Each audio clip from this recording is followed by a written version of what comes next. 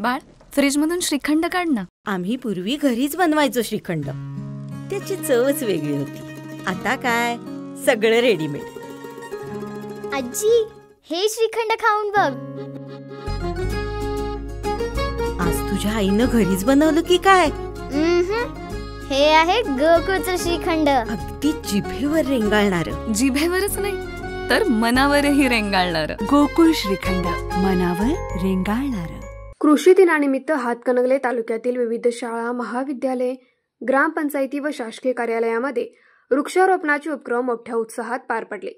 मात्र गेल्या काही वर्षातील अनुभव पाहता लावलेली झाडे फक्त उद्घाटनपुरती मर्यादित राहतात आणि त्यानंतर त्यांचे संगोपन दुर्लक्षित होते. ही चिंतेची बाब आहे. दरवर्षी 1 जुलै रोजी कृषी दिन साजरा केला जातो. या निमित्ताने हजारो झाडांची लागवड होते. परंतु काही दिवसांनी त्या झाडांची स्थिती पाहिली असता बहुतेक ठिकाणी ती झाडे वाळलेली, मोडलेली किंवा पाण्याअभावी मरत असल्याचे चित्र दिसते. स्थानिक नागरिकांच्या मते झाड लावणे हा 1 दिवसाचा कार्यक्रम असतो, पण त्यांचे संगोपन वर्षभराचे काम आहे आणि त्याकडे पुरेशी जबाबदारी घेतली जात नाही. परिणामी प्रत्येक वर्षी कृषी दिन, पर्यावरण दिन, 15 ऑगस्ट, 26 जानेवारीच्या निमित्ताने अनेक ठिकाणी खड्डे काढून वृक्षारोपण केलं जातं. परिणामी त्याच खड्ड्यात पुढल्या वर्षी पुन्हा झाडांचे वृक्षारोपण केलं जातं.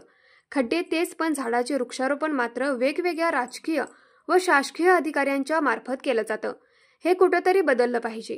लावलेली झाडे खऱ्या अर्थाने जगली असती तर आतापर्यंत हातकणंगले तालुका निसर्गमय झाला असता. परंतु केवळ फोटोसाठी काही गोष्टी होत असल्याने नागरिकांतून संताप व्यक्त होत आहे. यंदा लावलेल्या प्रत्येक झाडासाठी 1 पालक नेमण्यात येणार असून त्या झाडाच्या वाढीसाठी अहवाल दर महिन्याला घेतला जाईल, असे एका ग्रामसेवकांनी सांगितले. तसेच काही शाळांमध्ये विद्यार्थी आणि शिक्षकांना झाडांचे पालकत्व देण्याचा निर्णय घेतला. पर्यावरण कार्यकर्त्यांचे म्हणणे आहे की वृक्षारोपण हा फक्त औपचारिक कार्यक्रम न राहता त्याला दीर्घकालीन व वास्तववादी रूप दिलं गेलं पाहिजे.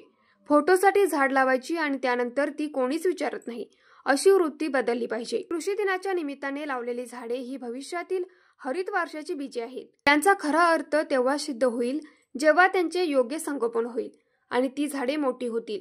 अन्यथा हे उपक्रम केवळ एक दिखाऊपणा ठरेल. न्यूज मराठी 24 साठी विनोद शिंगे, हातकणंगले.